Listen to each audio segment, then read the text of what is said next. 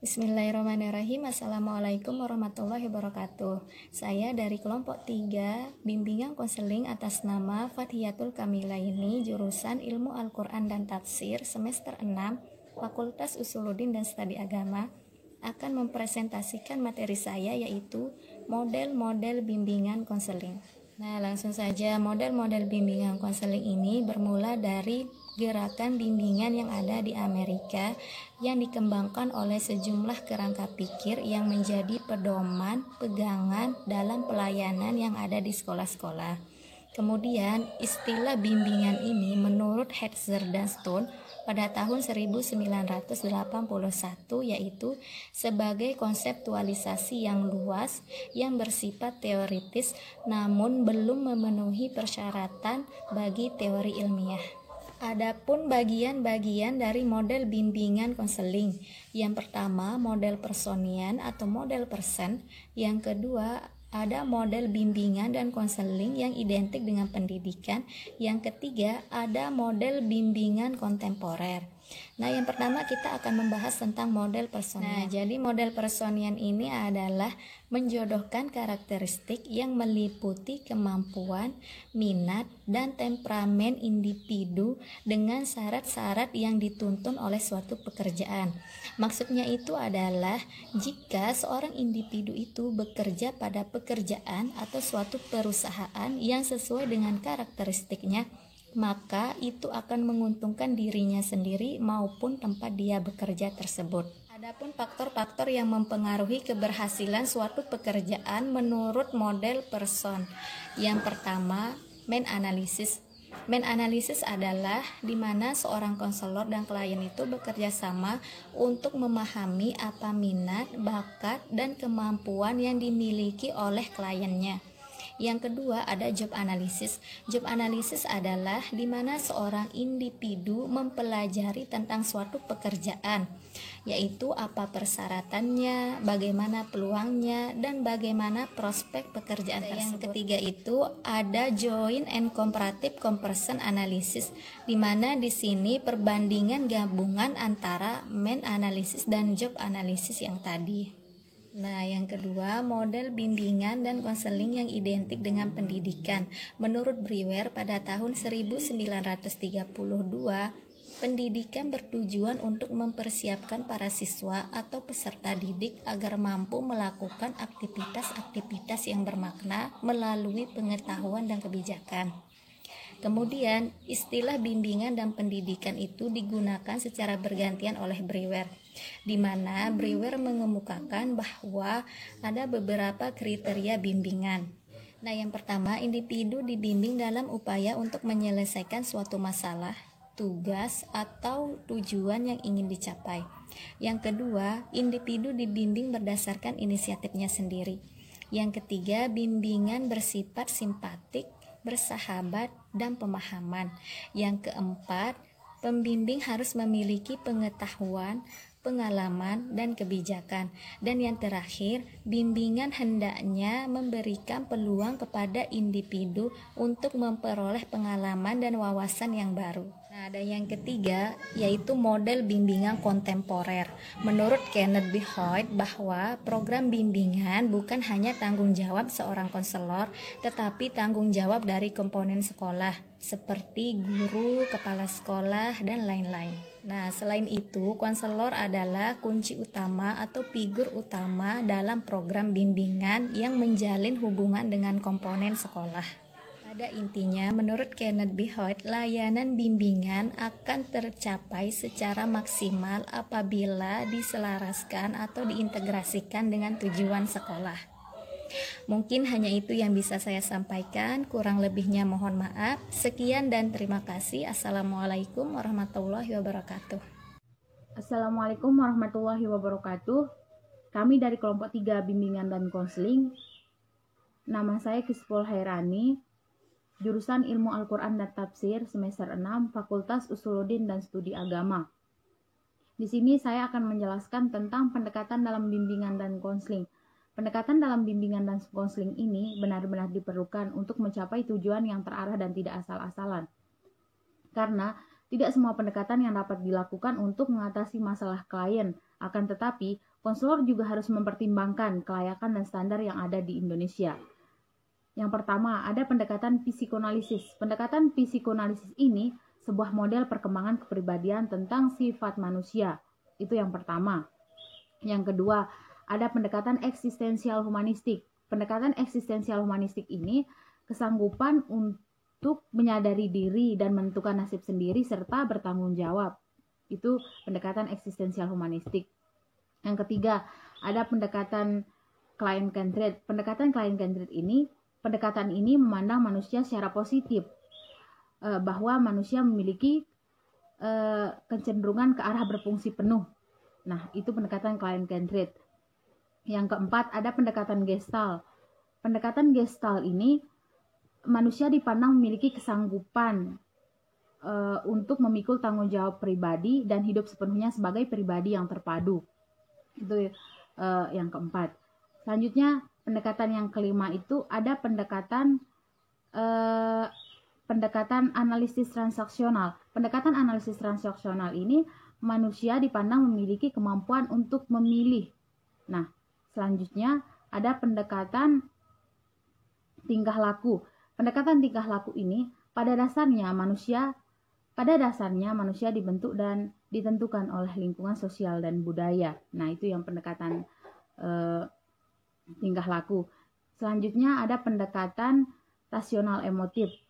Pendekatan rasional emotif ini manusia dilahirkan dengan potensi untuk berpikir rasional.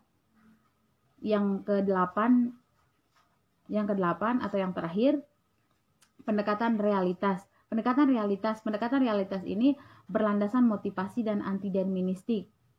Lagi sekali, pendekatan realitas ini pendekatan yang berlandasan motivasi dan antideterministik. Nah, mungkin itu saja yang dapat saya sampaikan.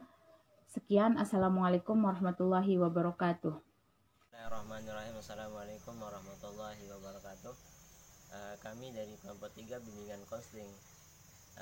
Saya Muhammad Sobirin, semester 6, jurusan Ilmu Quran dan Tafsir, Fakultas Usuluddin dan Studi Agama, akan menjelaskan materi yang berjudul Program Bimbingan Komprehensif, di mana program bimbingan konseling komprehensif ini mempunyai 4 komponen besar.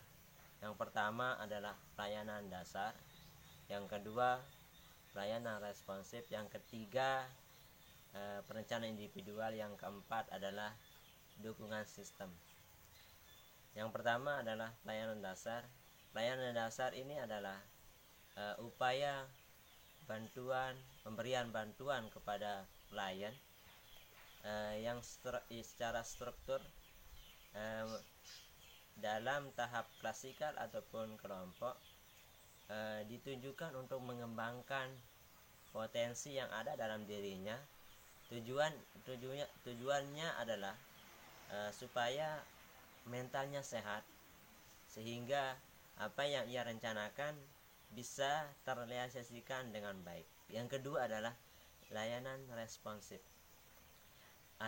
Layanan responsif ini diartikan sebagai pemberian bantuan kepada klien yang sedang dilanda masalah, dilanda kesusahan, agar segera dibantu. Jika tidak segera dibantu, maka akan menimbulkan dampak yang lebih besar kepada klien tersebut, sehingga tujuannya adalah meminimalisir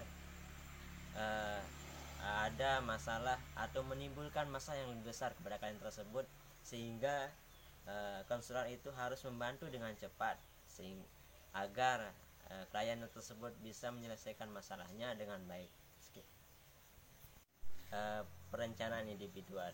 Perencanaan individual ini adalah upaya bantuan kepada klien agar mampu merumuskan dan merencanakan perencanaan masa depan dalam mempertimbangkan kelebihan dirinya ataupun kekurangan dirinya, sehingga perencanaan tersebut bisa berjalan dengan lancar. Tujuannya ini adalah konselor mampu membimbing, memonitor, memanajemen klien tersebut, bisa merumuskan perencanaan itu sehingga bisa berlancar dengan baik. Yang keempat adalah dukungan sistem. Dukungan sistem ini adalah upaya untuk memperlancar 3 komponen yang di atas. Yang pertama pelayanan dasar, yang kedua adalah pelayanan responsif, yang ketiga adalah perencanaan individual, sehingga tujuannya itu bisa terrealisasikan dengan baik, sehingga para klien dan konselor itu bisa melaksanakan tugasnya dengan baik. Bismillahirrahmanirrahim. Assalamualaikum warahmatullahi wabarakatuh. Alhamdulillahirabbil alamin wassalatu wassalamu ala asrafil anbiya'i wal mursalin wa ala alihi wa ashabihi ajmain, amma ba'du. Saya dari kelompok 3, nama saya Abdul Khaliq, jurusan Ilmu Quran dan Tafsir semester 6, Fakultas Usuluddin dan Studi Agama. Jadi materi yang saya akan bawakan di sini yaitu terkait kualitas pribadi konselor. Jadi kualitas pribadi konselor merupakan faktor yang sangat penting dalam konseling. Jadi pada tahun 1982 seorang ilmuwan mengemukakan bahwa kualitas pribadi konselor ditandai dengan beberapa karakteristik sebagai berikut. Yang pertama itu pemahaman diri, yang kedua kompeten, yang ketiga memiliki kesehatan psikologis yang baik, yang keempat dapat dipercaya, yang kelima jujur, yang keenam kuat, dan yang ketujuh hangat, dan yang kedelapan responsif, yang sembilan yaitu sabar, yang kesepuluh yaitu kepekaan. Tadi yang pertama itu pemahaman diri. Konselor memahami dirinya dengan baik, dia memahami secara pasti apa yang dia lakukan, mengapa dia melakukan hal itu, dan masalah apa yang harus dia selesaikan. Yang kedua kompeten adalah bahwa konselor itu memiliki kualitas fisik, intelektual, emosional, sosial, dan moral sebagai pribadi yang berguna. Yang ketiga memiliki kesehatan psikologis yang baik. Adalah konselor dituntut memiliki kesehatan psikologis yang baik dari klien, yang lebih baik dari kliennya. Yang keempat yaitu dapat dipercaya, adalah konselor itu tidak menjadi ancaman atau penyebab kecemasan bagi klien. Yang kelima yaitu jujur. Adalah konselor itu bersikap transparan, terbuka terhadap klien tersebut. Yang keenam yaitu kekuatan atau kemampuan.